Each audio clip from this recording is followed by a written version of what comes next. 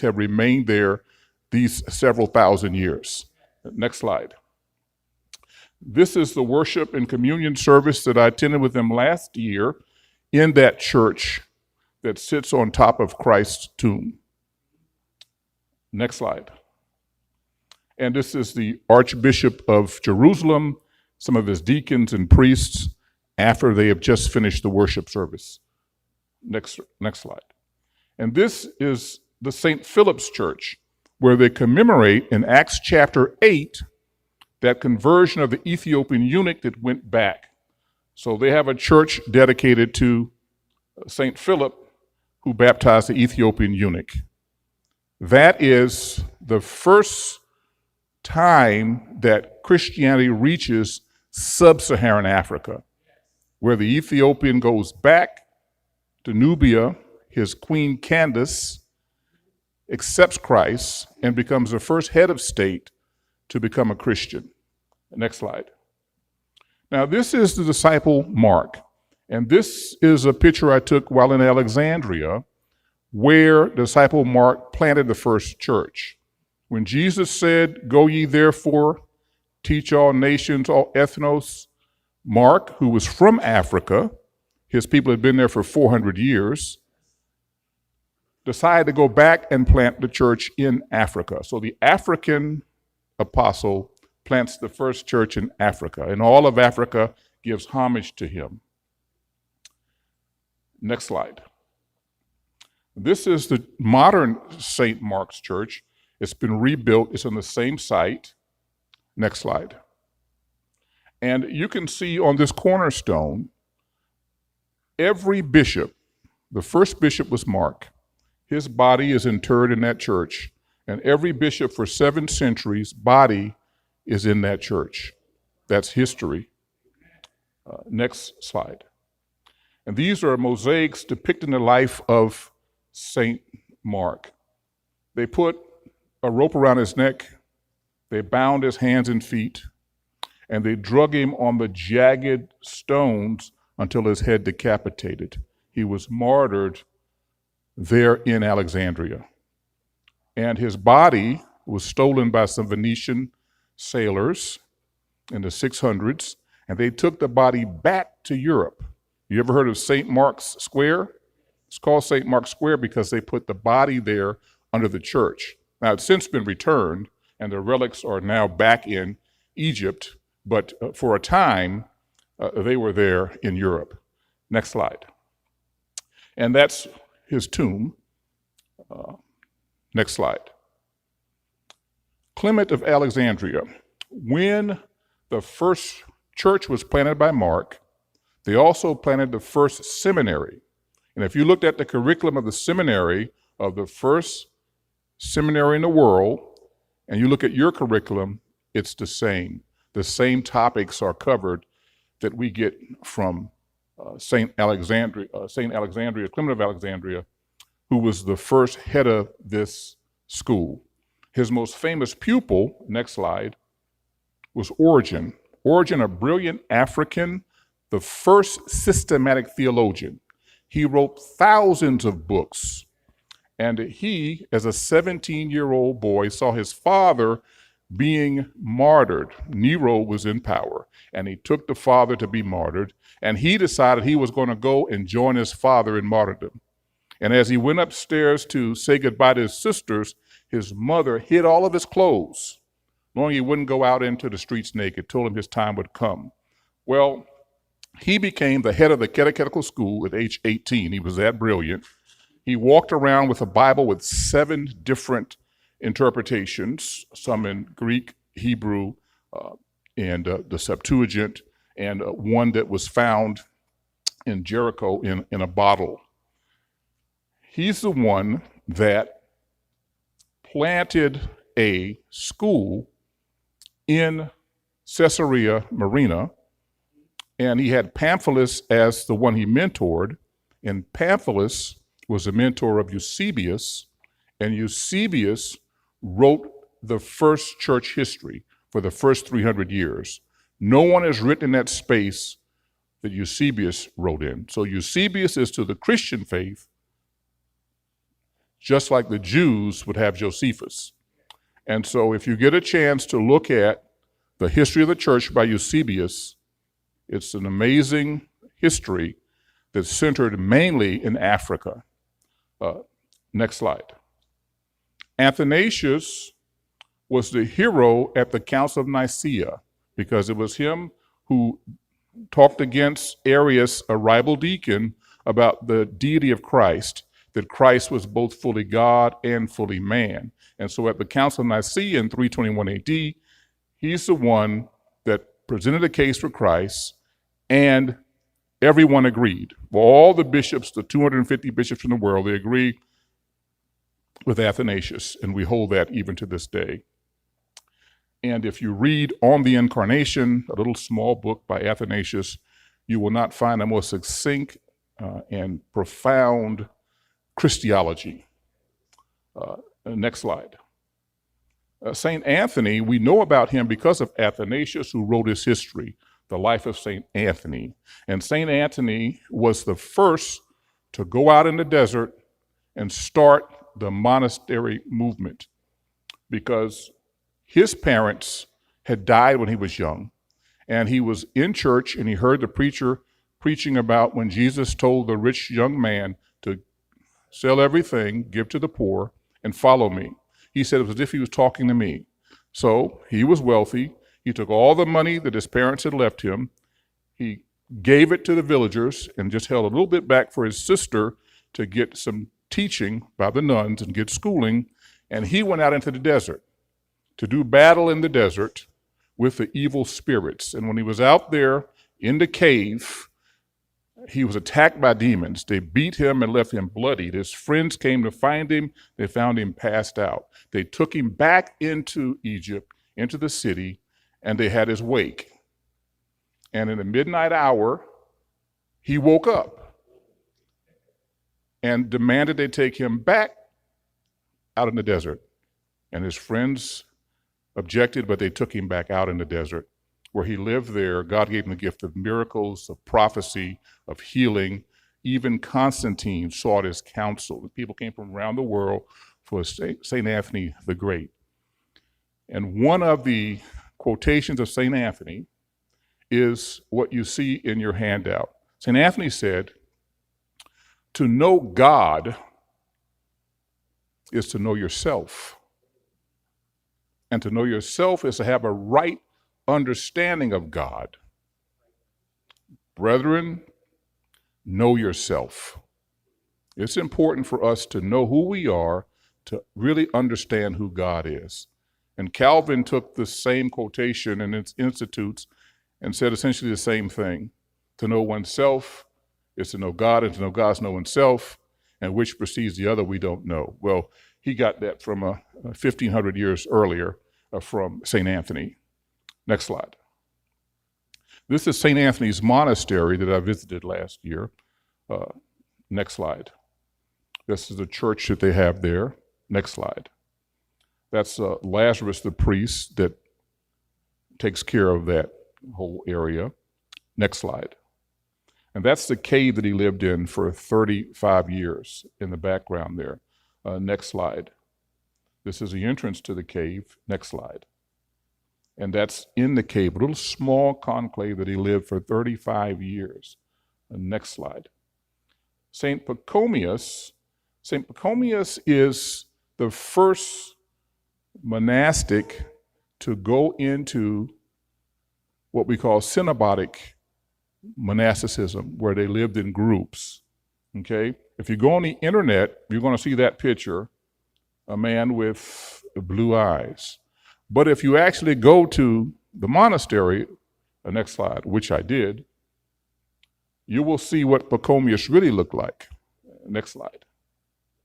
This is one of the monks there. Next slide. They eat simple bread and beans. Next slide. And that's Pachomius. You can see his eyes are not blue, but brown. Okay, and next slide. This is a monastery at Wadi el-Natrun, also in Egypt, and this is significant because one of the greatest desert fathers, Moses the Black was Ethiopian. Next slide. And that's Moses the Black.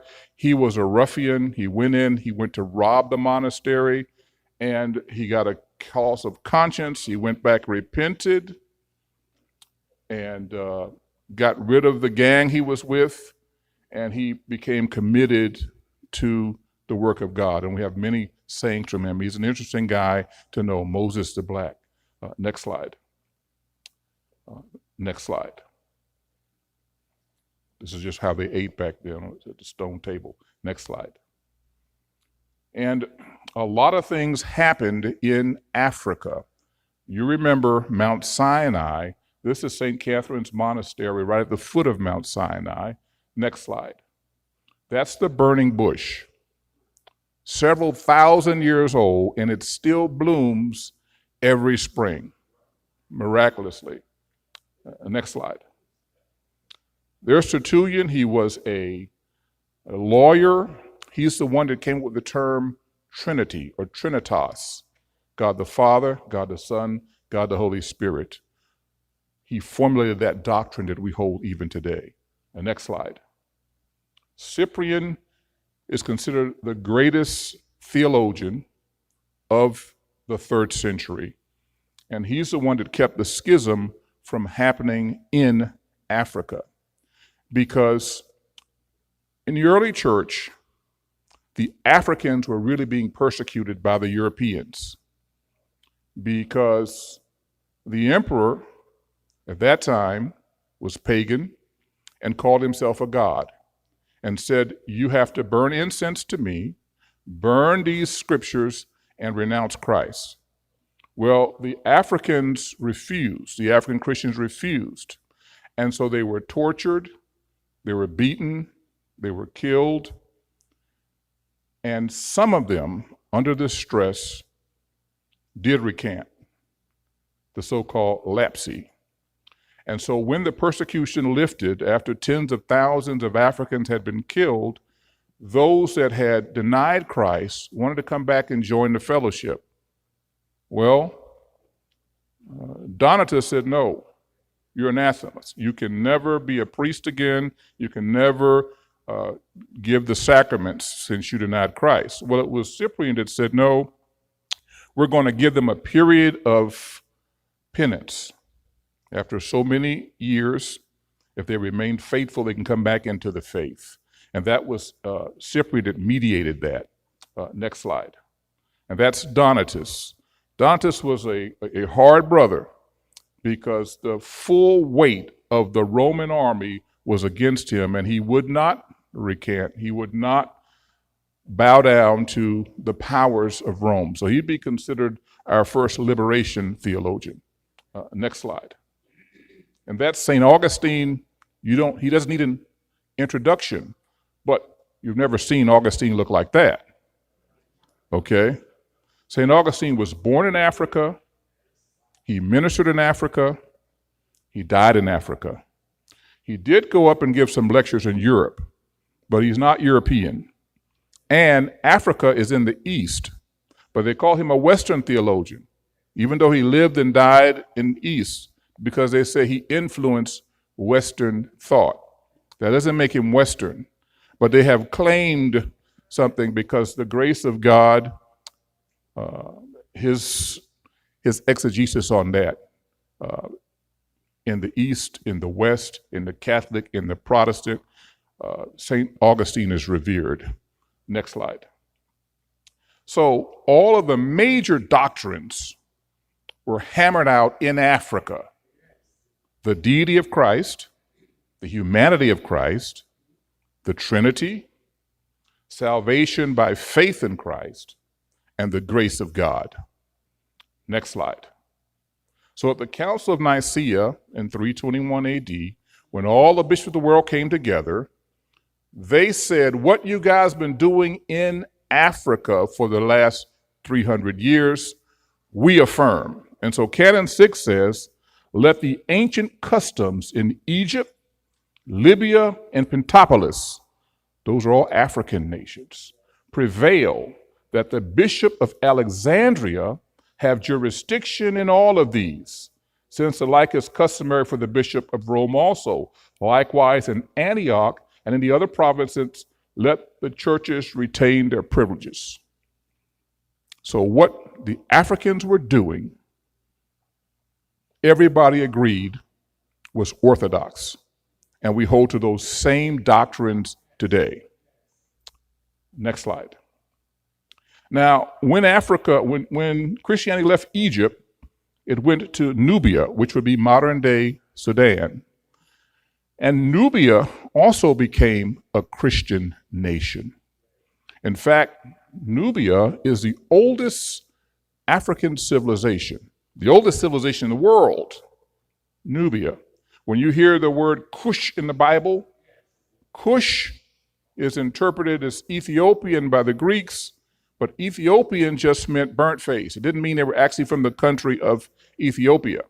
So the Ethiopian eunuch was actually from Merowe, because it was there in Nubia that the women ruled. That's why Queen Candace was ruling, okay? But very close to Ethiopia. But the point is, a black man, because that's what Ethiopia meant, a black-faced man, burned face. So, and it wasn't pejorative, it was just a description, okay? So, when the Nubians formed Christianity, they were so determined that in 623 AD, when Islam came on the scene and they started killing the Christians and started taking over the Christians in northern Africa, they could do nothing with the Nubians, because the Nubians had archers that were so accurate they could shoot a man's eye out at 100 yards. And because they couldn't do anything with them, they signed a truce. It's the longest pact ever in the history of the world. It lasted 1,000 years, where the Arabs said, we want no parts of you, okay? Y'all just do y'all thing. We won't bother y'all, y'all don't bother us. And that existed until the 1500s. Next slide.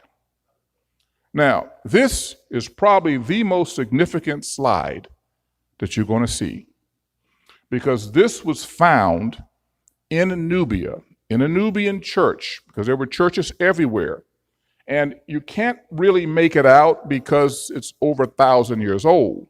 But what it shows is a scene of the Magi, and it shows Africans in their traditional mask and in their traditional clothing from all over Africa, from South Africa, West Africa, all worshiping in Nubia. That means that Christianity had spread throughout Africa 1,000 years before the first white man showed up there. So when they want to tell you that Africa was Christianized by the Europeans, it's a lie. See, because even in Nubia, when the Portuguese arrived in the 1500s, they said, oh, we just brought them Christianity.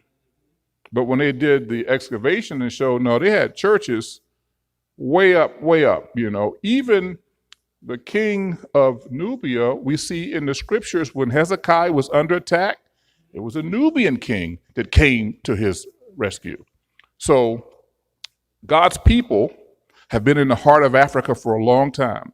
And the word Cush is in the Bible more than any other nation save Israel. So God had a plan for our people. Next slide.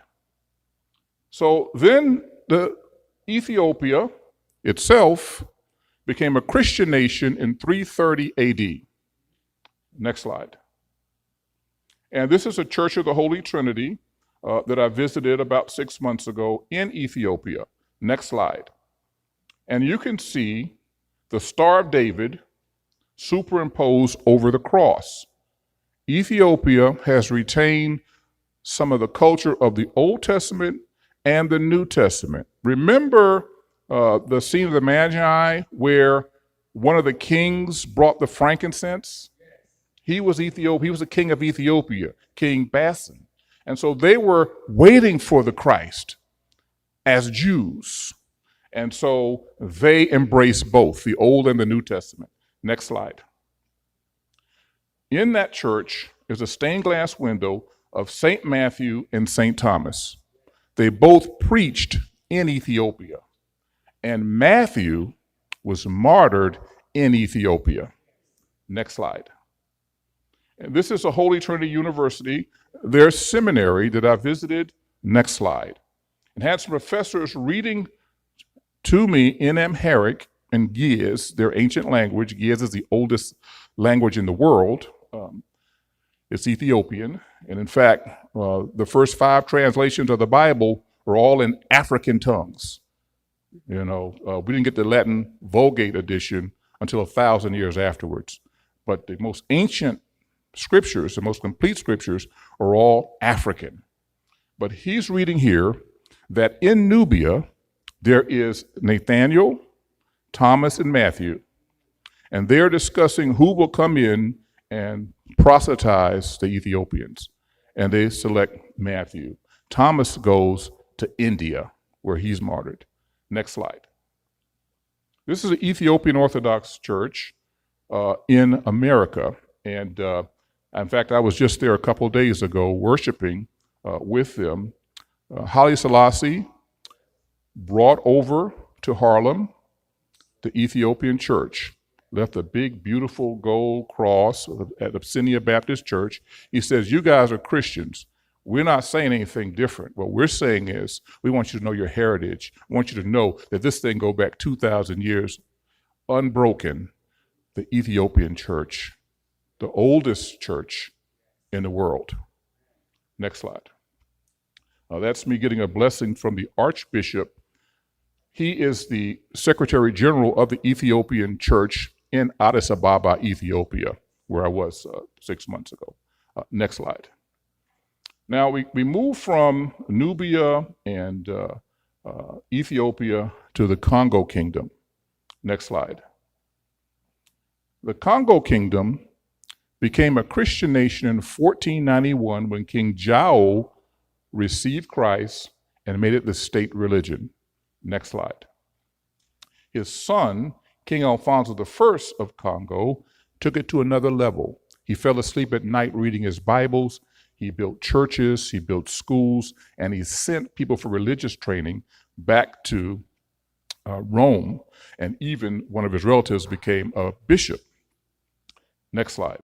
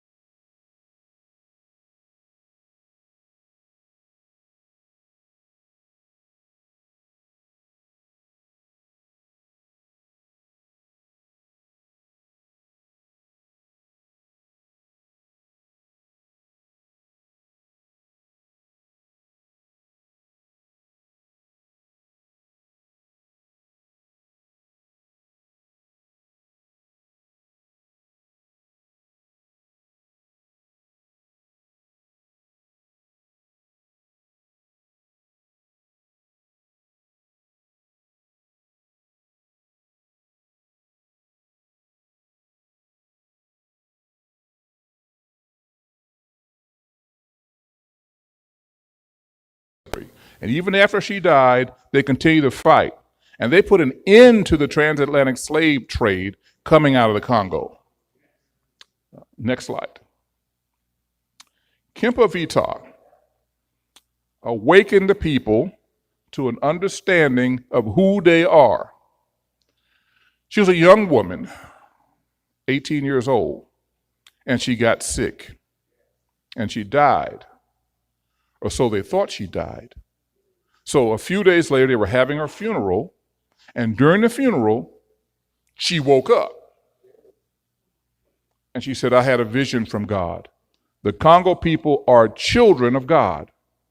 Whites are not superior or better in God's eyes. They're also black angels. The Congo kingdom must unite, and as children of God, Congo must be free. Sacraments don't save, faith does. Now, she had a great following. Her congregation had 80,000 people. That was the first mega church. Those Portuguese priests said, we got to do something about her because she's cutting into our stuff, because they were selling these little trinkets. These little amulets are supposed to give you good luck and this. And she said, no, that stuff, all you need is faith. These other things can't save you. So she was messing their money up. So they decided to accuse her falsely. They tied her up to a tree with her infant in her arms, her infant son. They made a big fire and burned her alive, and took her ashes and scattered them in the sea so there'll be no recollection of her, saying that it's because we've done this, we're done with this Kempa Vita. But the people refuse. That's right. They decided they would not be slaves, and they became rebellious. And so they rounded up her leaders, all of her followers, they rounded them up, and they sent them two places. One was Charleston, South Carolina, and the other one was Haiti. When the Haitian Revolution took place, the only successful slave rebellion, they were shouting, Kempa Vita, Kempa Vita. Next slide. This is a Congo crucifix, and if you notice, there are African features in Jesus Christ here. If you look at the nose, look at the lips, and this infuriated the Europeans, how we could see Christ in our own image. Next slide. The Congo Kingdom was a Christian nation. It was practicing Christianity 128 years before the first slaves were brought to the American colonies. It was recognized by the Vatican for 250 years as a Christian nation. They built religious schools and sent students to Rome for training, and thousands of recorded baptisms annually. So this is the second most important slide, because this shows several generations of practicing Christians before the transatlantic slave trade. And for the first 100 years in this country, all the slaves came from the Congo. That means we brought Christianity with us. It wasn't imposed on us by our slave masters. We were Christians from the very first day of Christianity. Africans were there at the day of Pentecost. We were Christian nations. And England didn't even hear of Christ until 500 years after Christ. Okay, so we got it first.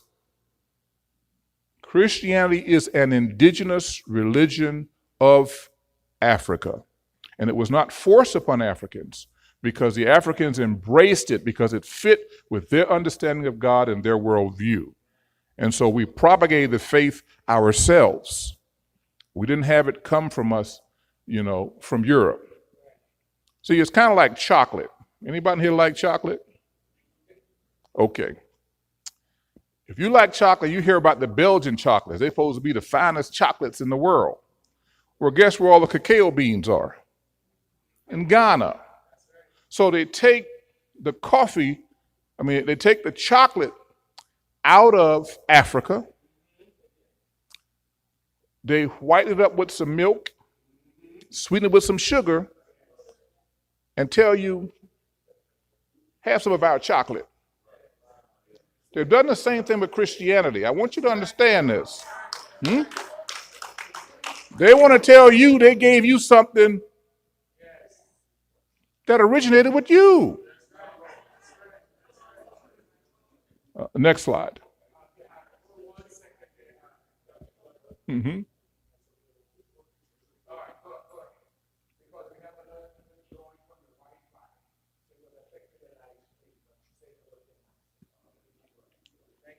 Okay, this is how they did our folks in the Congo. Next slide. You can see the routes that the slave ships took all over. There are more slaves went to Brazil than any place else. So if you go to Brazil, you're going to find more black folk than you find in the United States of America. But if you look at the Congo, you can see some of them went down to Brazil, some of them went up into the northern part of South America, but some were dropped off in Haiti, some were dropped off in New Orleans. If you've ever been to Congo Square in New Orleans, and this whole carnival celebration, it comes back from Africa and Charleston. Next slide. Now, I call your attention to South Carolina because most of the Africans that were enslaved and brought to this country landed in Charleston, South Carolina. And I just told you when they landed, they were already Christians. Okay, so there's Charleston, and then down from there, there is an island called St. Helena Island, right in the middle there. We're going to talk about St. Helena Island because no white man could live on that island because he would die. If he stayed for more than a week, he would die of yellow fever or typhoid or malaria or something that the Africans had resistance to, but the white man didn't. So they lived in isolation for 250 years, practicing their faith, their Christian faith, having their baptisms, having their preaching and teaching, apart from the white church. So when they say that our church is just a carbon copy of the white church, it's another lie. I'm going to show you the origins of the black church. Next slide. This is me 33 years ago. My wife and I landed in the Congo. I didn't know at the time the significance of the Congo. I just know that I'd gotten a scholarship.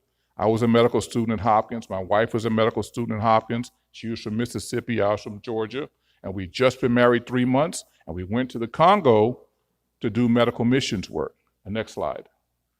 We lived with a Congolese family, Mwaba, Josie, and his 3 children, in a one-room house. Next slide. We washed our clothes just outside. Next slide. Every day there was something tied up in front of the house. There was no refrigeration, so that everybody from the village would come and get a piece of meat. Next slide. And if you notice, I look an awful lot like the people in that slide. And they were convinced I was from the Congo. And I didn't know. But what I did know was when I went to church, even though I didn't speak Lingala or Kikongo or French, it was as if I had been there before. The music, the cadence, everything was so familiar, had for 400 years been preserved as I grew up in Savannah, coming from that island. It was just amazing to me. And when I did my DNA, it just confirmed that yes, I'm a Bantu man, come from there. Next slide. That's my wife on the pediatrics ward. Next slide. And this is us going to a village. This is a team. We went to a village. People had come from 3 and 4 days walking journey. And when we got there, there was a lady that came in. She was 9 months pregnant. She was bleeding profusely. She had a condition called placenta previa, where the placenta, instead of being on the top of the womb, is on the bottom. And if the woman doesn't get an immediate C-section, both the mother and baby are lost. We happened to be there. Next slide. We did the C-section, and they called that little rascal Frank. It was the highlight of my trip. Next slide. We went, did immunizations. Next slide. We would walk 8 hours to a village somewhere. We'd have to carry our own water. Next slide. We would meet some women under a tree, and we would weigh the babies, give them medications, be sure they were doing okay. Next slide. We got out on dugout canoe. We got along the Quilo River. That's how we got around. Next slide. Now, this is the Stono Rebellion. Remember I told you they shipped those hard-headed Negroes to South Carolina? Well, the preacher led a revolt. They started beating the drums. That let everybody know on the different plantations, because the drums could actually talk. Let's get together. They went into a munitions store, and they broke in, got the weapons, and they began marching from house to house. And every house where there was a wicked slave master, they executed him and put his head on a stake and kept marching, saying, liberty, liberty, liberty, heading down to Savannah. Once they crossed Savannah River, they're home free, because the Spaniards had a fort, and they'd promised freedom and munitions to anybody that could get there. So as they were heading down, just before they get to Savannah, you had one African that told the slave masters, there's always one, and they had them off at the pass, and they didn't make it.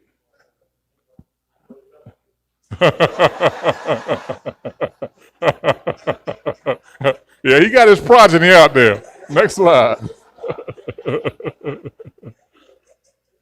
And here you see those that did escape, they fought against the white folks. Now, the Africans, the freed Africans, joined up with the Creek Indians, who had also been pushed east. And when they joined together, they became the Seminoles. See, the Seminoles were not an Indian tribe. The word Seminole means runaway slave. So if you look at some of the ancient old pictures, you'll see black African chiefs. They just intermarried, and because they were experts at warfare, they fought General Jackson, and they fought the U.S. government for 100 years. Some were never enslaved, and the U.S. government kept making treaties with them, peace treaties, which they eventually broke all the peace treaties, but they were not able to overcome the resistance for a long time. Next slide. This is George Lau, who, as a slave, began preaching at Silver Bluff, South Carolina. He moved his congregation to Savannah, Georgia, where I'm from, and founded the First African Baptist Church, which is the oldest continuously functioning Baptist church in North America. Next slide. And that's the First African Baptist Church. Next slide.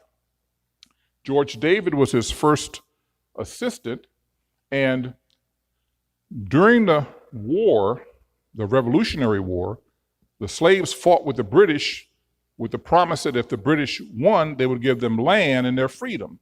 Well, the British, of course, lost, and so what to do with all of these blacks? They sent them up to Canada and Nova Scotia, where they began their own community of African Christians. He eventually took 1,000 of his parishioners, and with the help of a guy by the name of Cuffy, who was a merchant, they went back to Sierra Leone, planted churches, and began proselytizing, spreading Christianity. Africans spreading amongst Africans. Next slide. And that's Paul Cuffy. His father was African, his mother was Native American.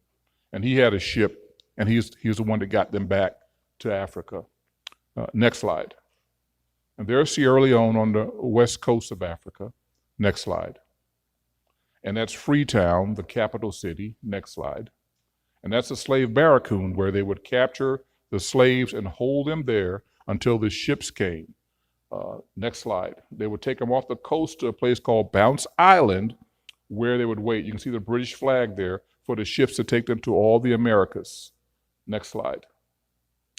Here's a bill in Charleston, South Carolina, July of 1769, to be sold a cargo of 94 prime healthy Negroes, just arrived from Sierra Leone. Next slide. To be sold on board the ship Bounce Island, 250 fine, healthy Negroes, just arrived from the Windward and Rice Coast. See, the reason that they put the slaves on these sea islands is because they could grow saltwater rice, something Europeans couldn't do. The big cash crop, the reason South Carolina was the wealthiest of all of the different colonies was because they had slaves farming rice, and they became extremely wealthy. It was a big cash crop. Before cotton was king, it was the rice. Next slide. So those are the sea islands. Those sea islands go all the way from Cape Fear in North Carolina through South Carolina, Georgia, off the coast of Florida, all dotted with enslaved Africans. Even today, if you go to these islands, you'll see a lot of black folk, very dark complected, not a lot of mixing that you got when you were inland, because with those mosquito infested places, the white man just didn't spend much time there. Next slide. And this is a little slave cabin on St. Helena. Next slide. That's the Praise House. That's the first black church. 3 nights a week after they got through working, on a Wednesday night, a Friday night, and a Sunday, they would go into the bush, get into this praise house. Next slide. They would get in a circle, they would sing, they would dance, they would preach, they would shout, they would worship God. And when it became dusk and dawn came, they went back to start their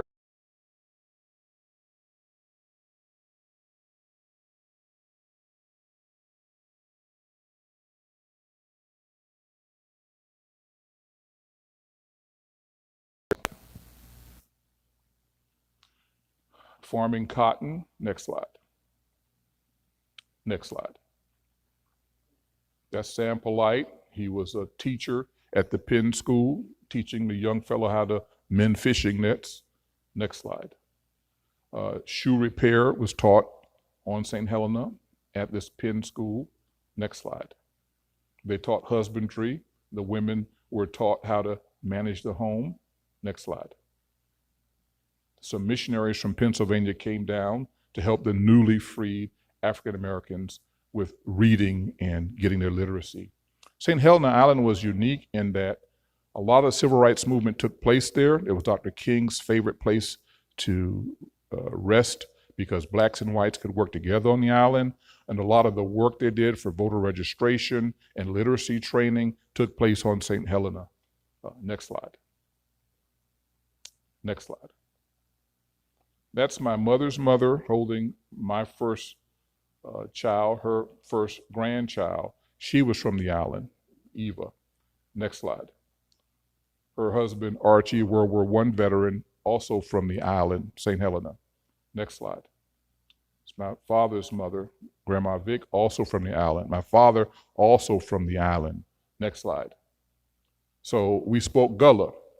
This is John 3:14-17 in Gullah. Just like Moses done heist the bronze snake upon the pole there in the wilderness, same as so they're going to have to heist up the man will come from God. So that everybody will believe upon going to get true life, what ain't going to never end. Because God loved all the people in the world so much that he gave his only a son. God sent him so that everybody will believe upon him and going dead. They want to live favor more. God ain't sent his son in the world for to give them. God sent his son for to save the people through his son. That's what I heard growing up all my life. So when I went to Africa and I heard the Africans speaking English, I could hear it clearly. It was the same thing. Next slide. The Spirit itself beareth witness with our spirit that we are the children of God. Thank you. I'll entertain any questions you might have. Thank you, thank you, thank you. Thank you. Thank you. Thank you. Yes, sir. Check.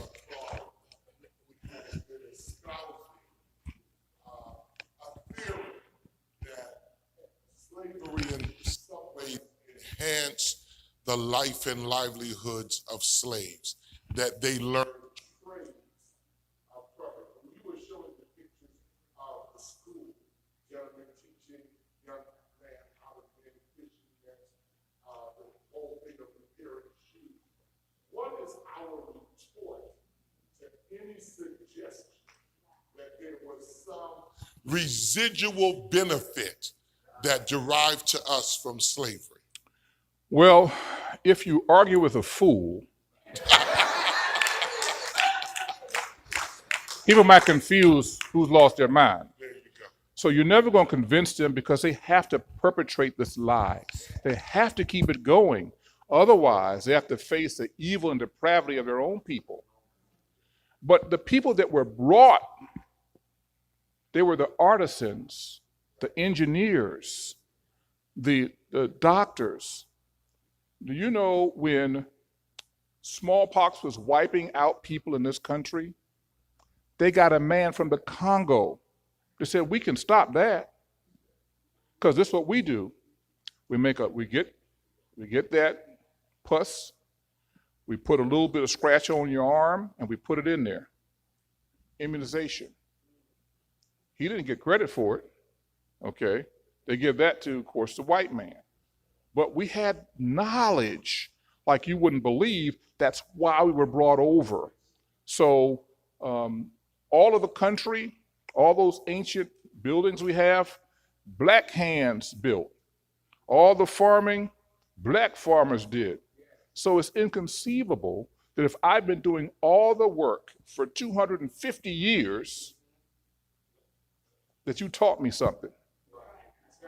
This is why when slavery ended and Reconstruction started, blacks start making, oh my goodness, strides all over. And they systematically went and destroyed them because if you've got all the know-how and all the strength, somebody been sitting in a rocking chair for 200 years, they can't compete. There's no way they can compete. You can out-farm them, you can outbuild them, you can outthink them. So guess what? We got to destroy them and keep telling them as we destroy them that they're inferior. So we have to know our own history. So why I'm here, the main reason I'm here is because I know my brothers and sisters. Mm-hmm. Y'all know what to do with this information. Yes, sir. Yes, See? Sir.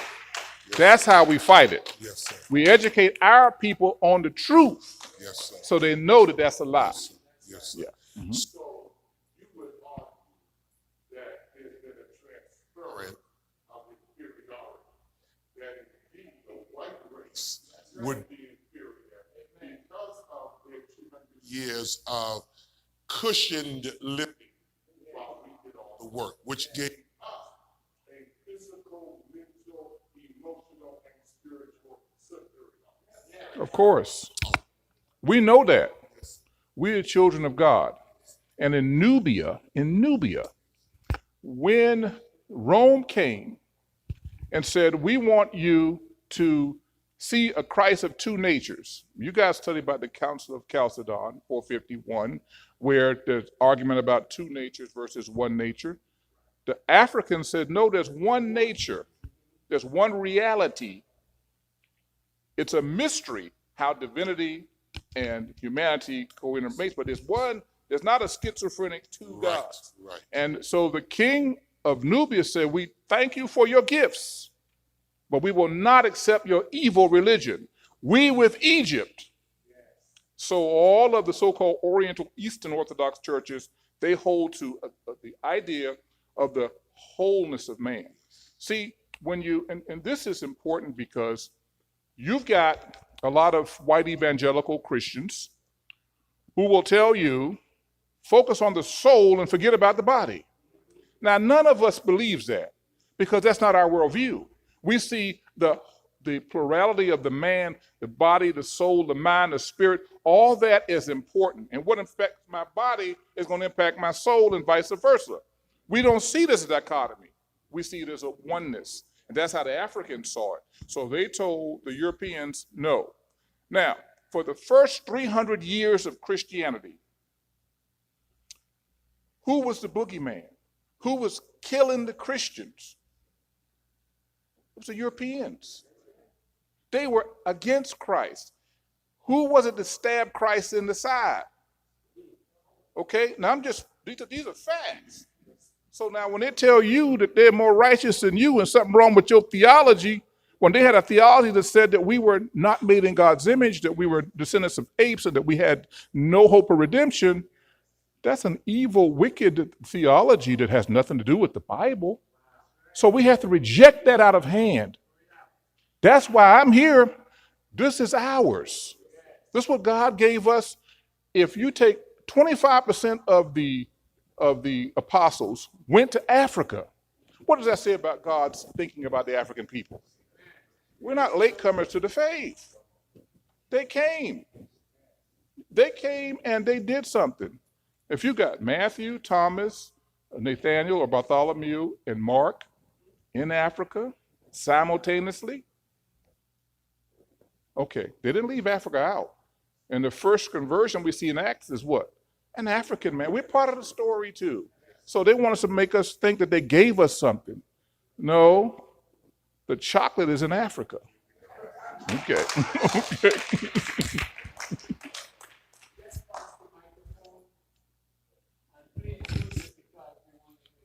Yes, sir. Thank you, Doc. It's all well and good for us to know our history, and for us to, especially at this level, doctoral students, PhDs, doctorates. But there's something we say: we Black people, we don't tell our story enough. Mm-hmm. So it's good for us to know. But if you got somebody like, he said, the governor of Florida, propounding a theory, and all we do is know it for ourselves. Mm-hmm. But if we're not on the onslaught, telling our stories so our children and our grandchildren can know that this is a lie, it's going to be, if you don't tell your story, people will tell it for you. And they may distort it. They may say things that are not true. And so we need an onslaught. We do need that. It's good for us to know it at this level, but I struggle with the fact that we just know it. And you have somebody like that gentleman, I don't know if I want to call him gentleman. Yeah. Yes. And he's going. Yes. And we just, at this level, we can retort, we can argue back, but we not on the onslaught like that, telling our story. And so people, especially in this country now, Mm-hmm. where you have a plurality of people Mm-hmm. who were not here Mm-hmm. when they brought the black man here, Mm-hmm. and what the black man has done. Mm-hmm. And they're rising above us and above our children. Mm-hmm. And they're believing these things. I think it's a problem. It is a big problem, but as I'm gonna answer your, as a man thinks, so is he. See, what DeSantis is saying is not new, and it's not all that radical compared to what they've been saying about us. Okay, read the book Stony the Road and see what they said about us, the pictures and things that depicted. DeSantis, this is small consolation compared to what has been said about us, okay? But I grew up in a household where it never occurred to me that I was inferior. All the noise was going on. I grew up in the 60s when they were bombing folks. But because from a little child, I understood who I was and whose I was, and I was in that church hearing the positive things about me. When I went to the University of Georgia as one of 800 black students out of 25,000, I was convinced that I was going to excel there. And I worked extremely hard. The professor pulled me aside one day because when I went to the big lecture hall for the chemistry, I would take my seat right in the front row in the middle every time. I was serious. He pulled me aside one day and said, it seems to me that either you're very shy or very arrogant. Now, why is it arrogance? See? But by the end of that first year, of the 3,000 students, there were only 11 of us that had perfect 4.0s. I was one of them. Because I believed when I went there that I might not be the smartest guy there, but nobody was going to outwork me. My dad was a brick mason. I worked 12-hour days. to go sit in an air-conditioned library for that ain't no work. You live for them big 16-inch blocks. So it was a mindset. So what I'm saying is, rather than waste too much energy trying to debate them, put it in your children. Put it in the people in your parish. Put it in those. Get programs. Teach this stuff to them. Let them know that they can look at the book of the dead and hear that God is a God of everlasting, from everlasting to everlasting. He breathed the breath of life into man's nostrils. We had a conception of God. So this lie that we're savages and have no concept of God except that which we get from the white man is a lie. But we have to put it in our people and our children, and nobody can stop me from teaching my child the right way. He might not get it in school. He ain't gonna get it in school. But my dad had a whole encyclopedia of Negro encyclopedias. So we learned this stuff. So I didn't just wake up one day and say, I'm black. Okay? Yeah, and I appreciate being black. I sit on the board of the Dallas Theological Seminary and the Board of Regents. They have not had a black professor in pastoral ministries in a quarter century. They've had one tenured black professor in 100 years. Okay? It's not new. What they're teaching is not new. But you guys have an opportunity to be in a space where you're affirmed and where you can learn the truth, because the truth will be presented to you, not hidden from you. None of this stuff was taught to me at Dallas Seminary. But when I did my doctoral thesis, I stumbled across these guys and started studying them. And then I was like, wow, I got to make sure I let some other folks know about this. That's why I'm here. Yes. Thank you for this wonderful presentation. It took me back, and maybe I'm just from a different space. I was joking, if we didn't run from African American studies classes in undergraduate, we would have got this. This is stolen legacy. This is, they came before Columbus. So thank you for all of this. But I guess my concern is the conversation around Africans being original Christians is in response to our people getting in touch with indigenous faith. So how do we keep from being weaponized by white folks who struggle with that? So I'm thinking of Jackie Hill Perry, I'm thinking of Eric Mason, I'm thinking that other guy who the Christian Post loves, that are frustrated that our people are interested in our other traditions that aren't Christians. That's the first question. And then the second question is, even as I look around this room, I see a white Jesus, I see John Wesley, I see these white people, they're not lifting up the folks you're talking about. So how do we then move from that space? Understanding that our ancestors knew what they know, but if we're still walking in Sunday morning talking about thoueth and white Jesus, then everything you're teaching seems like it's kind of a wash. It's a good question. You see, we have been made to feel ashamed of being black. See, they have been effective in making us think there's something wrong with being black, that there is a, quote, Negro problem. There was a time if somebody called you an African, you're going to put up your fists because of the image that they've painted of the savages over in Africa swinging from trees. So we have to come to realize who we are and embrace who we are. Every nation that accepts Christ accepts it in a cultural context. You have a certain language, you have a certain worldview, you have a certain cultural sensibilities. And when Christianity goes into that culture, the culture doesn't disappear. See, what's happened is people have begun to equate culture with Christianity. And the only culture that's acceptable is the white culture. So if you go to the white seminary, they're going to try to tell you all that stuff in the black church, all that emotionalism, leave all that alone, and you focus on the intellectual aspects of things. Let me show you how to exegete and how to write out a sermon. So then the people reject this rich cultural identity they have, this beautiful thing, and try to embrace something. No matter how hard you try, you're never going to be white enough, ever. But what happens is, because you lose your bearings and your culture and your identity, you're no longer black enough.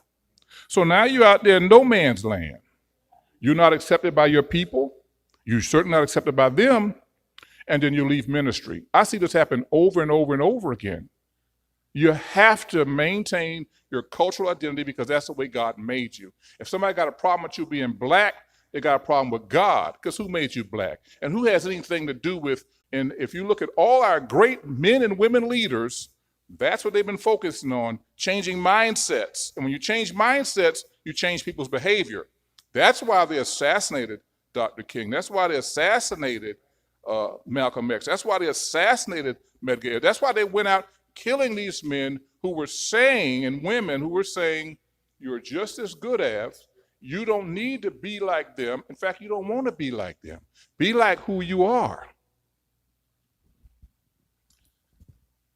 Yes.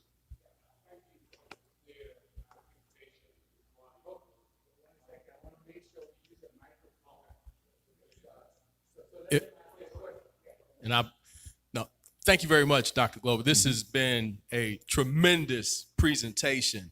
And as was mentioned about DeSantis, because there's always this question about what did slavery do for black people? I think a good question is, what did slavery do for white people as well? Because I think what happens in Dr. Joy DeGruy in Post-Traumatic Slave Syndrome says this, that there was a psychological distortion because of the brutality that they afflicted against a people that they didn't want to recognize as a people. So we have to look for that, because we see some of that residual aspect being played out in society even now. I want to hear what your thoughts are regarding that, but then also as a medical professional, because the medical profession had sanctioned certain illnesses and identified them back in the 1800s as being targeted towards blacks. Like if a black wanted to run away from the plantation and slavery, there was a medical term called drapetomania, because this was the medical community actually saying that this is true, this is science, and it was just truly a pseudoscience. So just wanted to hear what responses you had towards those two things. Thank you very much. Okay, great. Well, I think you're right on target with your first observation about what it did to white people. They can't face up to it. They really can't. So they have to keep pushing this narrative, because to face up to it, think about this. If you took children of God, put them in chains, raped them, castrated them, worked them to death, brutalized them, sold off their children of God, if you did that to children of God, what does that make you? And what is God going to do to you? See? Nobody wants to think about that. So they have to pretend that you're not human. Pretend that you're other than. Otherwise, what does that make them? Who is the savage? And this pseudoscience has been going on. It started at Harvard. Okay? They had something called phrenologists. They said that they could tell by the shape of your head how smart you were. They invented the IQ test for that reason, a test that blacks would go poorly on, whites do well on, to give this false notion that whites are superior intellectually. They're inferior to blacks. It's what they want you to believe. They can't say we're inferior in athletics, because we keep proving time and time again, if you know, that we're specimens of individuals. But we also are brilliant people too. As someone said, we built the pyramids, and they still don't know how. I saw the Great Pyramids about 6 months ago, and the average stone is 5,000 pounds, and it's perfect geometry. And they didn't have any kinds of mechanized stuff that we have. We still don't know how they built it, okay? They had medicine, they had astronomy, Plato, Aristotle, all those great philosophers, they actually studied in Africa. Hippocrates studied in Africa. All these Europeans that we hold up as being great, all of them went to Egypt to learn from the great masters. Okay, Amenhotep was the father of medicine, not Hippocrates. Okay, but if you don't know these things, you don't know these things. But if you know these things, who can tell you otherwise? If you've seen something with your own eyes, experienced it and handled it with your own hands, who can convince you otherwise? They can't. That's why knowledge is power. And we can't underestimate the importance of knowing and seeing. That's why we got images here. Anybody want to refute? There's nothing that can be refuted here. It can all be validated scientifically because it still exists. Stone doesn't deteriorate.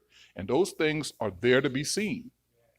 We just don't know about it because they're not going to teach that to us. We're going to have to teach that to ourselves. So you guys have a mandate to teach this to your people so they know. And what's going to happen is somebody is going to really get interested. And guess what they're going to do? They're going to dig deep. And you're going to start creating people that begin to agitate and waken people up in the next generation. That's what we have to do. We have to educate ourselves, okay? And in the African-American community, there is not a higher pulpit, a bigger soapbox than the preacher. It really isn't. So if you say something, there's a lot of people going to listen to you. If you say, you know what, you are made in God's image, and look here, God didn't forget about you. You got it in the first century. The disciples taught this, and this has been going on, and all the things that we believe, they were articulated and formulated by Africans. So we can do theology. We're the first theologians, the first seminaries, okay? So somebody can't come who came to the Christ 1,000, 1,500 years later and say they know more than you. That's why if you look at Protestantism, like Luther, Sola Scriptura, all of them forget about the first 500 years of Christendom. How can you understand something if you forget about the first 500 years? Okay, because if you look at the first 500 years, guess who you got to look at? You got to look at this face, okay? And that doesn't fit with your worldview. Mm-hmm.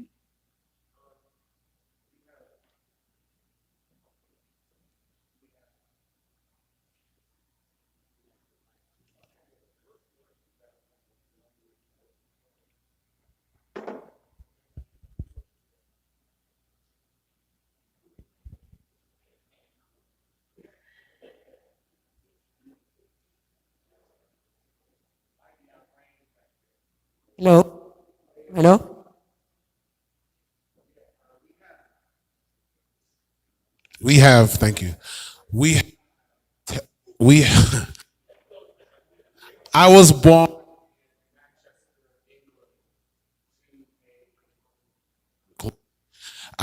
in Manchester, England, and my mother is from Barbados. My father is from Nigeria.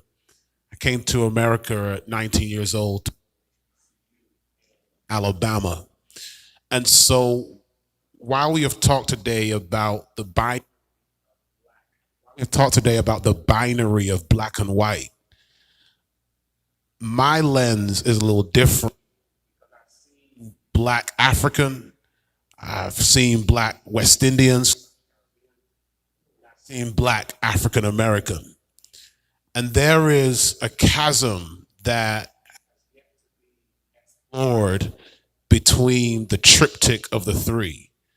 And so when we talk about culture, educationally, religiously, liturgically, family, what might be your heuristic on how we bridge the gap between the culture wars, not between black and white, but on a more granular scale, between black African American and black West Indian? I hope that makes sense. It makes a lot of sense. Who created the chasm? Okay, We talk a lot about crabs in the basket, the bucket mentality, pulling one another down, but nobody asks the question, who put the crabs in the bucket? Who created the situation? It is not in the best interest of the Europeans for African Americans and Africans, or Afro-Caribbeans and Africans, to unite. It is not in the best interest, because in Ethiopia, they said, you know what? And Ethiopia, by the way, is the only African nation that was never colonized. They fought off. As a matter of fact, when they were fighting, African American pilots and military people went over to Ethiopia and fought against the Italians, and they were never conquered. So what they did was they said, we don't want any more Europeans coming over here. African Americans, you come over, we're going to give you some land, you come and live amongst us. We need your doctors, your lawyers, your engineers, your people, so we can get together. Every time someone thinks about Pan-Africanism, okay, this idea of we are one, we are the diaspora, but we still come from the same root. That's what Kwame Nkrumah was saying in Ghana. Okay, that's what Lambano was saying in the Congo. And these people were assassinated for this thinking, okay? Because we are a lot more alike than difference. I don't care if you're from Nigeria or the Sudan, or if you're from South Africa, or if you're from the Congo. When you walk in these United States of America, you're black. See? It's a lot of people come from Africa or come from the Caribbeans, and they've been told so many things about the African American that the last thing they want to do is be identified with African American. So they say, I'm this, I'm that. See? So it goes both ways. I've been in 65 different countries. I've lived in a number of them in Africa. And I understand that even in Africa, that's how we got over here. They exploited the differences, the language differences, the cultural differences. We're not a monolithic people. The word Africa is a European construct. And what they did in Germany, where they cut up all these were artificial borders that wreak havoc even today, because it cut brothers right in half. It didn't respect the language groups. It didn't respect the tribal identities. We got to put the pieces back together. We have to stop seeing one another as the enemy. That's what you see going on right now in West Africa. That's what you see Mali and Niger and Guinea and Burkina Faso saying, you know what? We don't need the French here. Why do we need them here? We got the gold, we got the uranium, we got all the natural resources. And we're the second poorest nation on earth. What sense does that make? We got 20% of the world's gold. How can we be the second poorest nation on earth? People are saying, no, we need to control our own resources. We can't do it alone. We need the Pan-Africanism. So there's always been rebellions and resistance throughout history, ups and downs. But now it's critical that African Americans, Afro-Caribbeans, Africans identify with each other and stop this partitioning, because when it's all said and done, they put us all in the same boat. Some of us got accents, but they just call us with an accent and leave it like that. But they'll tell you, you special, you better than them, blah, blah, blah, blah. But then behind your back, they got the same conversation for you. So, we need people think like Marcus Garvey. He was a great thinker. He was Caribbean, but he came and he helped enlighten some folks in Harlem. But you know what? We're part of diaspora. We got to pull together. It's going to take that kind of spirit once again. But in every African nation, this goes back to your question, they have a word for God, the creator God, in every culture in Africa. It's got by a different name. So when Christianity came in, they were able to incorporate that. They could keep their dress, they could keep their mask, They could keep the things that made them culturally different and yet cling to Christ. They didn't have to become European to be Christian. And so we got to get out of that mindset that our culture is bad. Our culture is our culture, and everybody has one. And because you have a culture, you're going to be limited in the way you see the world. You see the world the way your parents saw the world, the way your grandparents saw the world, the way the people around you see the world. And if you grew up in a different context, you see the world differently. That's why we need each other, because we can't see everything. That's why I need my Nigerian brothers, because you can see some things that I can't see. You can reach some people I can't reach. You can see the link between the Yoruba and the Hausa and the Igbo and all that's going on there. But did you know that when I showed you that picture of Nubia, there were people from Nigeria there worshiping 1,000 years before the Europeans came? So we have a lot more in common, and we have to love one another. If we can love one another across our differences, we go a long way.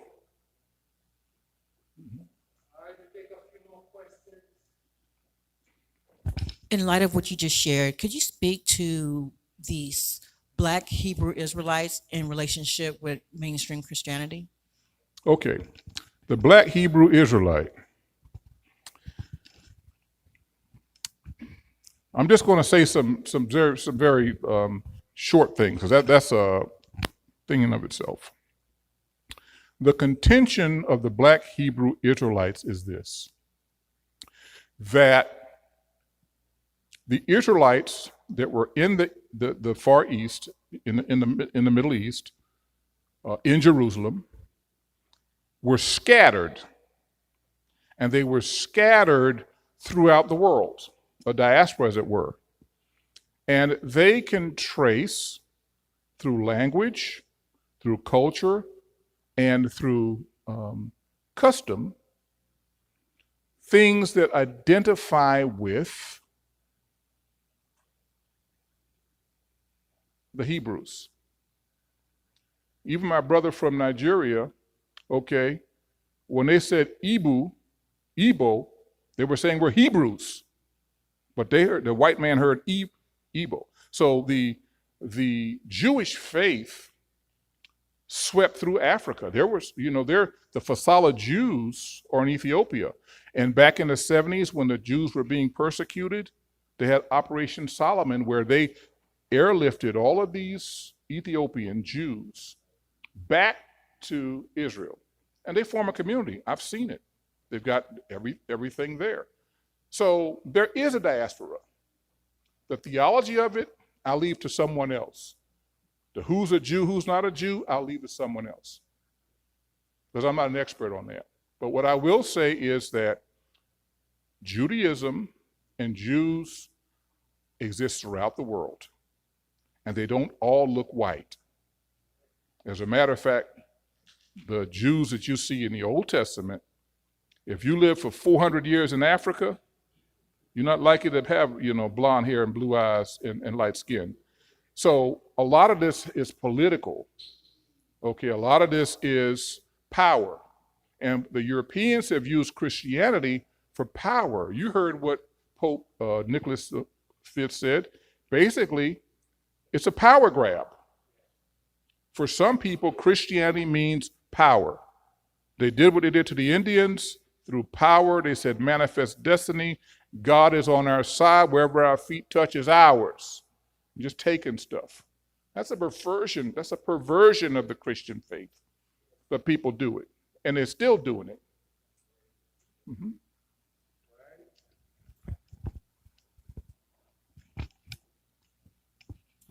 First, let me say thank you so very much for your willing spirit to share and impart knowledge into our lives.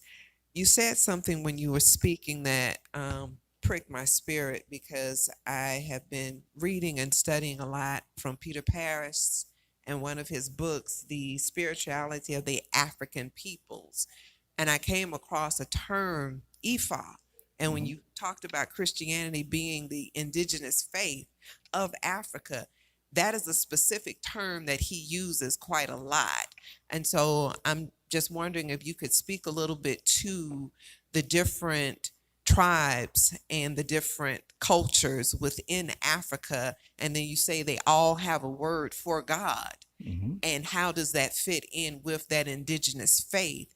And is Christianity the foundation and the support for that indigenous faith in Africa? Well, Christianity is only 2,000 years old, and they have cultures that go back 5, 6, 7,000 years. So it wouldn't be the foundation necessarily of the Christian faith.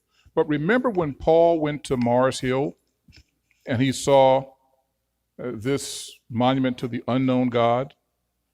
The people had an unknown God. He said, let me tell you about this unknown God. So in the same way, when the Christian faith was being introduced to Africa, they had an understanding of the all-wise, all-powerful creator God. And from that, they were taught who is Jesus, why did he come, and what's his relationship to God the Father. And they embraced it because it fit within their culture in various cultures. They were not made to change everything. But what you had a lot of Europeans do is they go into a culture and they say, if you're going to be Christian, you got to dress this way, you need to have a shirt and tie on, you need to do this. And you've got people with long sleeve, woolly coats on in sub-Saharan Africa, because that's how they dress over there, and that's what Christianity is. You got to be, so the point I'm making is that we have to make a distinction between culture and between the faith. We're saved by faith within a particular cultural context.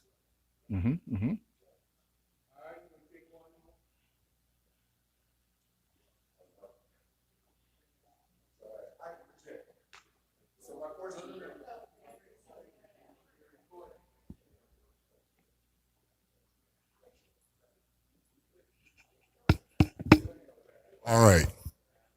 So very quickly, my question is, what role do you see religious education and theological education playing at the K through 8? And what barriers do you see in the implementation of a vision exclusive of the barriers that are implemented by government entities? Well, I think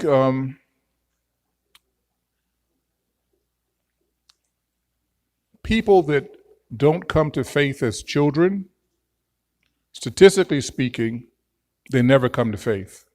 Statistically speaking. That's why the devil's so busy with our children. If a child can grow up and has not been trained the way that he will go, it's hard to reclaim those kids. But early on, you can teach them age-appropriate things. I went to a kindergarten. It was a Christian kindergarten. Every day we had to stand up and recite, "My character you cannot see. It's what I am inside of me. The way I act, the things I do, how people judge." And so an indoctrination on what it means to be. See, there's a big difference between the African-American faith and the European faith. It means something different. You know this. I'm just articulating it. Who we are, what we do, our sustenance, how we're going to make it, we tie that to our faith. People who aren't necessarily challenged that way, they see it as an intellectual exercise, and they believe that if I know all of the key phrases and all of the magic words, then I'm going to walk into the kingdom. And that there's a disconnect between knowledge and application. There's a faith with no works, or a dead faith. But we have a living faith, and that we know we cannot make it and not be for God. So we need to keep that and not focus so much on all the theological terms. So my dad, he had a high school education, but he was a deacon in the Baptist church for 52 years. He read the Bible from front to back. He read the Bible every day. He knew far more Bible than any of my seminary professors, but he knew Bible from the standpoint of how do you live? Okay, that's what it's for. It's a guideline on how you live, not on making you smart, but on How can I have wisdom? And if I have this wisdom and this knowledge of God, then I'm going to live in such a way that God's going to bless me, and I'm going to be of use to God, and I'm going to be of use to other people. So let me get this knowledge so I can know the way that I should go, the path that I should keep. That's a different perspective on Christianity than someone who just wants to know the stories. So when I went to seminary, I was shocked. I thought everybody believed that the Bible, you need to live that thing, okay? But there were people that they were quite happy to do whatever as long as they knew certain terms. See, we got to teach our children how to live and do that by example, and that's how we're gonna help them. You know. Mm-hmm.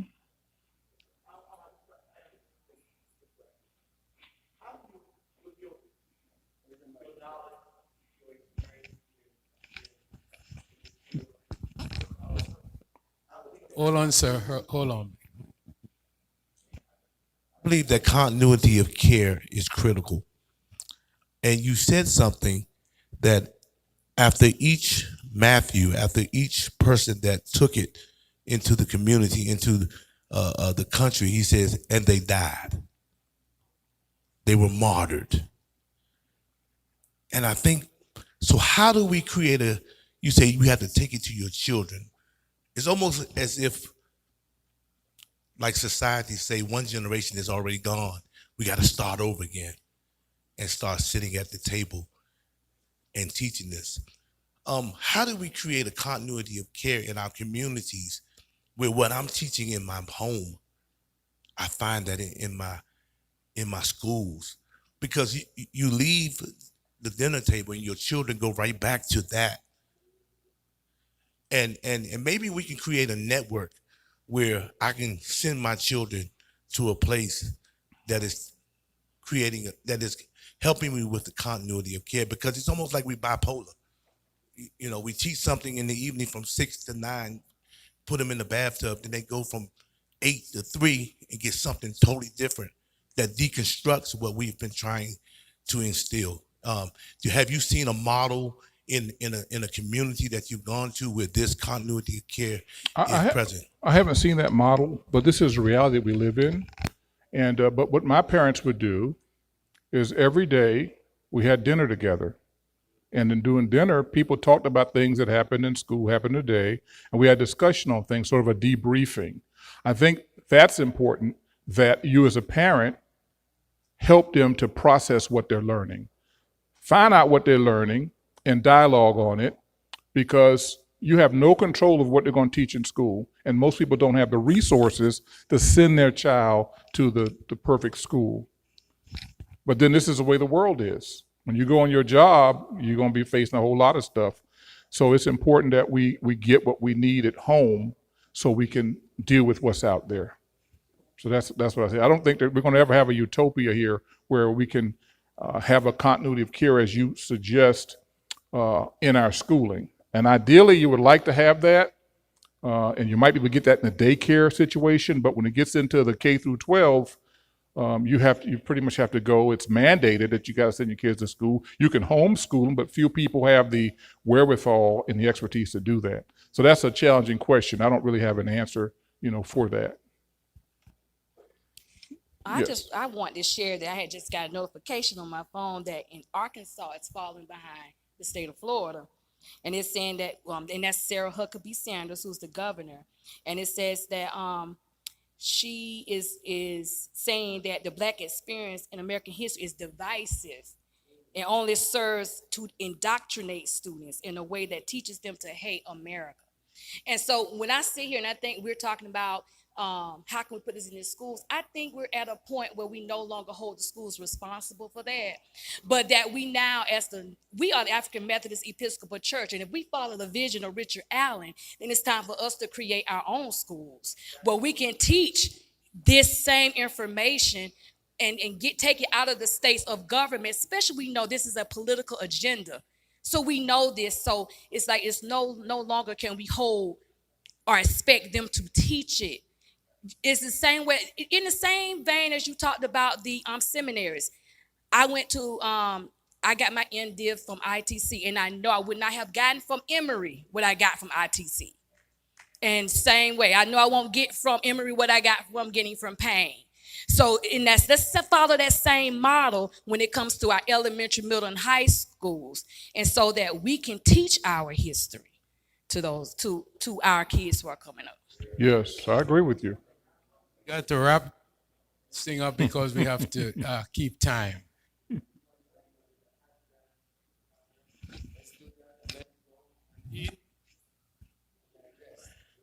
I just want to say thank you again for that. You're welcome. And DeSantis is not the first Florida cracker.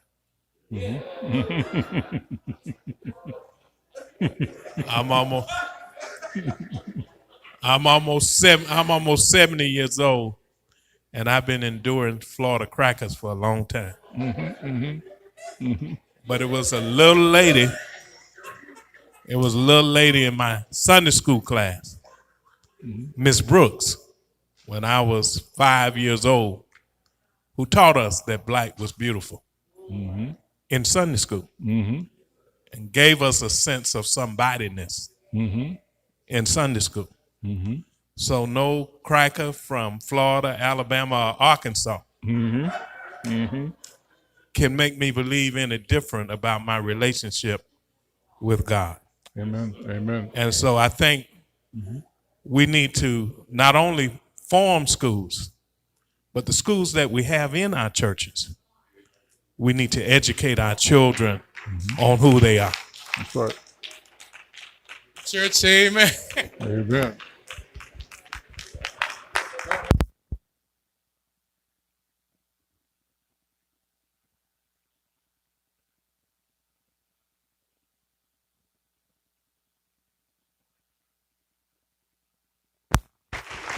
Praise the Lord, man.